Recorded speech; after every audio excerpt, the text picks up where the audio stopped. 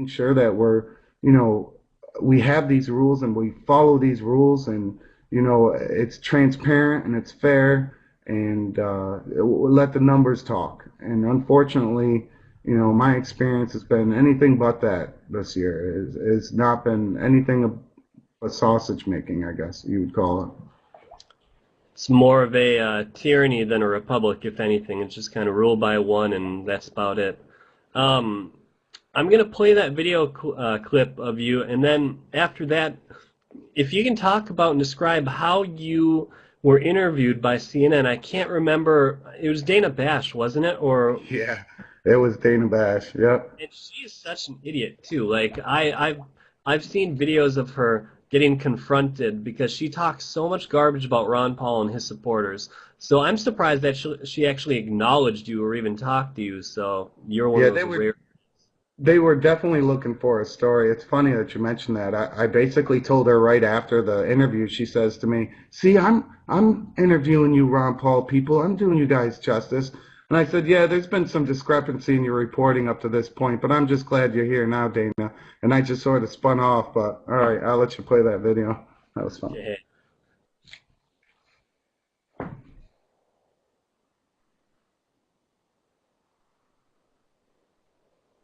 We turn now to a major eruption of fury. Those opposed, no. Maine got screwed of half their delegates. Of his 24 delegates. It's a fraud!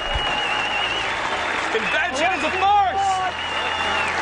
They talk in there talking about we support our soldiers. They got rid of 7 of them on our delegation. 2 recently serving in Afghanistan and Iraq. How dare they? Shame on them! Shame on them! The people of Maine should be respected. Those voters that put us here, they should be respected. This is a sham. I love every one of you guys, and I love all those people back home. I'm going to play the Dana Bash interview really quick, and then we can talk about that afterwards. Is that okay? Sure. Yep.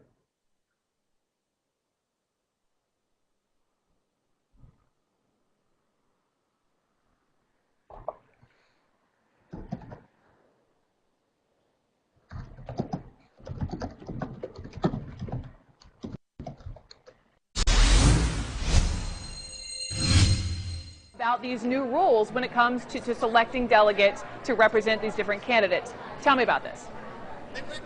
That's right, Brooke. Ron Paul delegates from various states, but particularly states where he did well, like Maine, are very unhappy for a number of reasons. And I want to bring in one of those delegates. This is Bryan Daugherty from the state of Maine. Yes. Tell me why you were protesting earlier here on the floor. Yeah, absolutely. I really feel that RNC has not followed the rules. They've thrown out our duly elected delegates. They're up here in the stands while there's 10 delegates and 10 alternates that were replaced by a 9-state committee that didn't include any of the input from Maine voters. You know, Maine people came out to our caucus and our conventions, 2,500 plus, and, you know, they elected us to represent Ron Paul. And one of your main committee women is in the Rules Committee right now trying to fight this, right, to get Well, Ron she's Paul in the Rules Committee to try to fight 2 of the rules that they are trying to pose along. The credentialing committee met this last week, and they decided which delegates would or would not be seated. And you know, we were really hoping that they would follow their own rules, which state 17. Rule 17 states that if they were to, if it's within 10 days of the convention, that it would go back to the duly elected delegates. And then there's another rule that you all are very upset about. Even Sarah Palin weighed in earlier today about changing the rules for future conventions. Yeah, that well, could make it hard for someone like you to be here, right? Yeah, well, it basically gives them a rubber stamp to change the rules any which way they want. We are delegates elected across the nation to represent the body of the Republican Party. And, you know, it's our input that is, you know, that is needed because it's our party. Unfortunately, now they can change the rules at will without, with 3/4 of the executive committee. And let's talk more broadly about Congressman Ron Paul. Absolutely. You were protesting earlier. You were one of the several because he's not speaking. He was offered a speaking slot, though, He right? was offered a speaking spot, but under 2 conditions. 1, that they would have to vet all of his remarks, and 2, that he would have to fully endorse Mitt Romney. Now, for a man that's put 30 years into, fighting for American people, unfortunately, they're going to stick a 2-minute video that they've clipped and put just to support the Mitt Romney's positions, and it says nothing about auditing or the National Defense Authorization Act. It says nothing against the erosion of our liberties and everything that Dr. Paul stood for. And it's disheartening. It does have something on auditing the Fed, though, correct? It does have some on auditing the Fed, yes. Now, they are having Ron Paul's son, Senator Rand Paul, speak. Is that a consolation for you? He's another great senator from Kentucky who is fighting for liberty and fighting for the Republican Party. And one last question before I let you go. You're clearly not happy, and you're not the only one here. How are you going to show that, illustrate that as the days go on here? We would like to amend the credentialing report when it's brought to the floor, and if that's possible, we would like to get our duly elected delegates sat back on the floor. As far as my own personal resolve, if they're not willing to sit 7 out of 8 who were veterans, a priest, a pastor, a Native American, and countless women back on this floor, and allow the RNC 9-state committee who picked these other delegates to continue to sit here, I really don't want to participate after that. So I will walk off the floor, yes. Okay, well, we'll be keeping in touch with you to see how you're feeling about how things go. Thank you very much. Thank you very much. And, this. Brooke, I spent a considerable amount of time during the primary season covering. I'm not going to let her talk. I can't stand her actually talking. Yeah, right.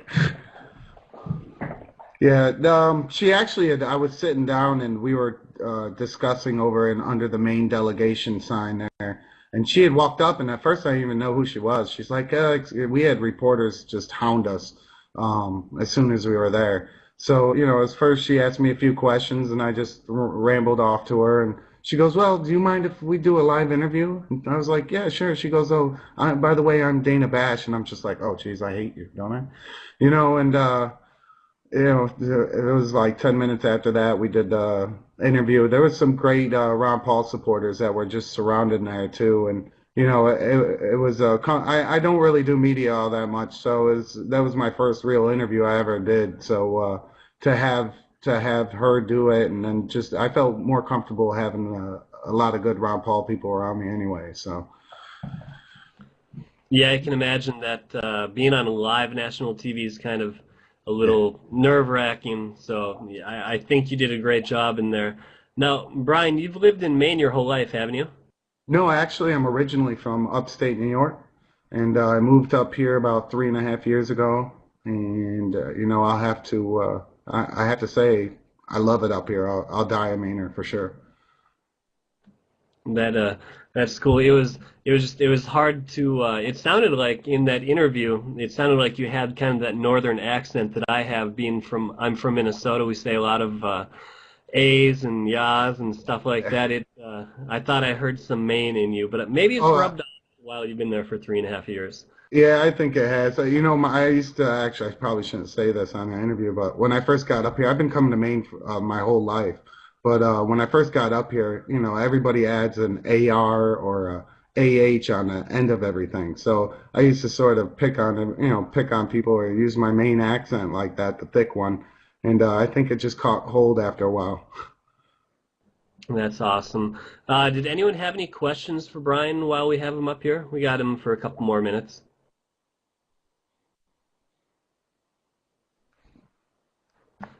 Or is there any show?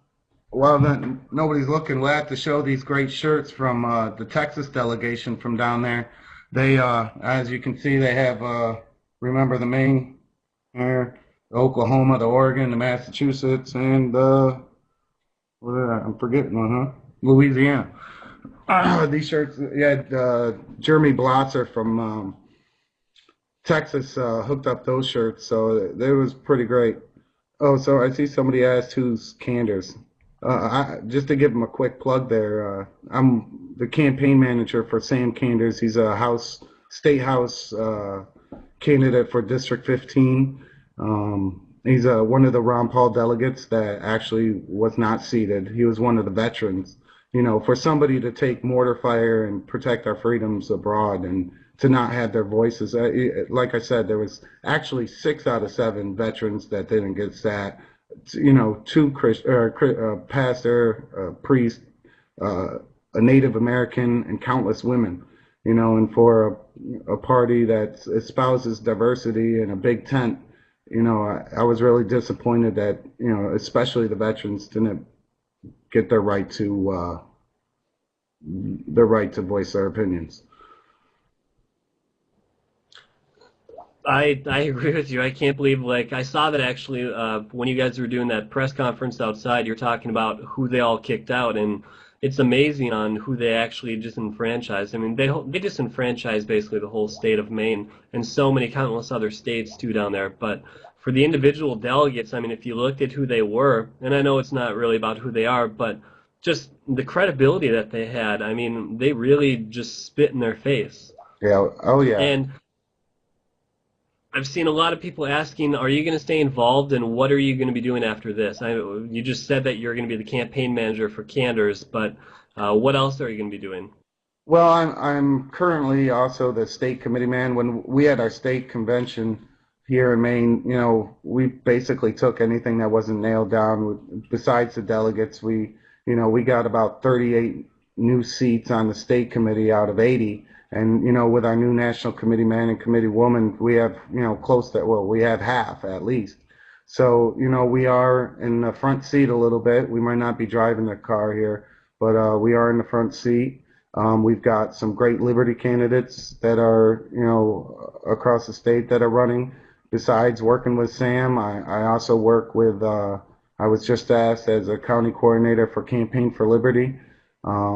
And I do a bunch of Liberty groups and meetups, and I am going to be involved with the GOP. I feel like you look at, even though we took a loss, and that's what I consider it, a loss. They stripped us away from a win, really, but I'll chalk it up as a loss. And I learned some good lessons, and maybe it's hardened me a little bit to to do some of this stuff. But I'll be involved. I advocate everybody else to be involved. Anybody that leaves, or you're really just leaving the people that are there behind as well. As when it comes down to your county and county committee and your municipality, you definitely have to have the votes there to make the change. And we've done so well, not just here in Maine, but Nevada and Oklahoma and Alaska and Louisiana, and Oregon and Iowa. We have to maintain that. And, third party just basically takes you out of the fold. And I'm not here to sort of tell everybody to, vote one way or another. I think everybody's their own individual. I'm not going to endorse one person over the other. I think what we have to keep our eyes on is the real prize, and that is all politics is local. And, I know that you're running for city council. I commend you for that. And I know that there's a lot of other liberty-minded people that are taking these positions, and I don't care if it's the dog catcher. Get in there. Take these positions, because that's the only way that we're going to be respected enough to stay within it, even when it goes tough, even when it doesn't go your way. I mean, for how long did they fight to try to, get rid of slavery? I mean, we're talking a long time before that actually happened. And even though you can say what you want, but there was a lot of people, or there were our founding fathers were advocating to get rid of it from the get-go. But they stayed, generations stayed, and I'm not